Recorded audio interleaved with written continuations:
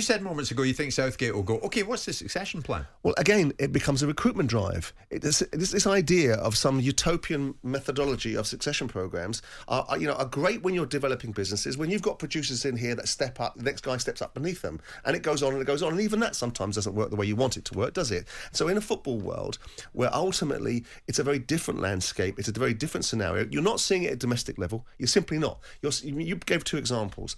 They weren't succession programs. They were recruitment processes brought upon them by circumstances. No, but football does this. Look at football academies. You did it at Palace. Players step up. Why not managers? But as again, I goes back to the point. What succession program are we talking about in the examples you gave? A manager leaves. They didn't take their under 21 or under 18s or under 19 coach. They didn't take the reserve manager. They went and took Neil Critchley out of an assistant manager's job at another football club. That's not a succession program. That's a recruitment protocol.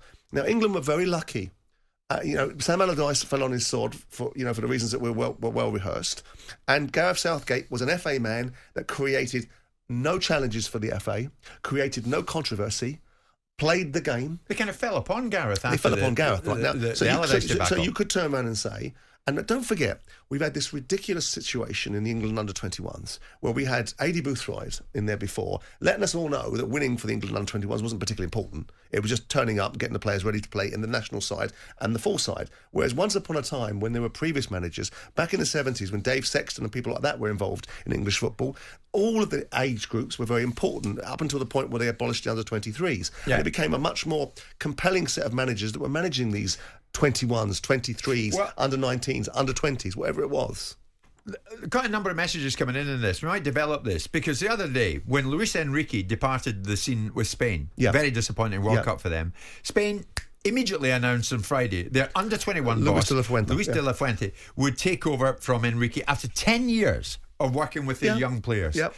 There's something to be said for that. So we don't know how he'll do, but he's 61 years of age. He's had a variety of coaching jobs, albeit none of them particularly auspicious, and he's been within confines of the Spanish setup for quite some period of time. But they were ready. And then they may well be ready, and we'll see. Let's not use Spain as some sort of blueprint, because it wasn't so long ago that Juan de Lopetegui, how do you pronounce his name? Lopetegui was there, and that all fell apart when he was in charge of Spain. So we've got a situation where this idea, this utopian world written by a journalist who's probably never run a business, that a succession program is something that's very easy to create. It's not that easy to create in football, because what happens in football is the dynamics change completely in domestic clubs. Now, at international level, Gareth Southgate has done something that other managers have failed to do.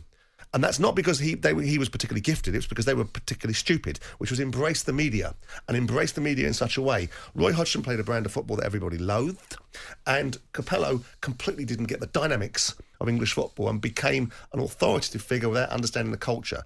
Now, the challenge now is, who do we bring in if Southgate is going to go? Well, I personally think there's an argument for him staying and an argument for him going.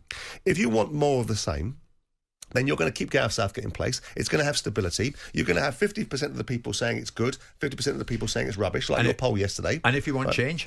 And if you want change, you've got time to look around, and you should have an embarrassment of riches. Now, whether that's an Englishman or whether it's an Argentinian, I don't know. But surely to God, and this is the bit where all my argument completely falls down and collapses, is that the English FA should be able to interview someone and identify the exact credentials of all the different facets of this job. Because like's been said, you've got to be a diplomat, you've got to be a politician, you've got to be societally aware, you've got to be a football manager, you've got to be able to manage players in very short spaces of time and being able to get them past the challenges they've got at domestic level. So it's a very unique set of skills. It's like Liam Neeson out of Taken. It's a unique set of skills.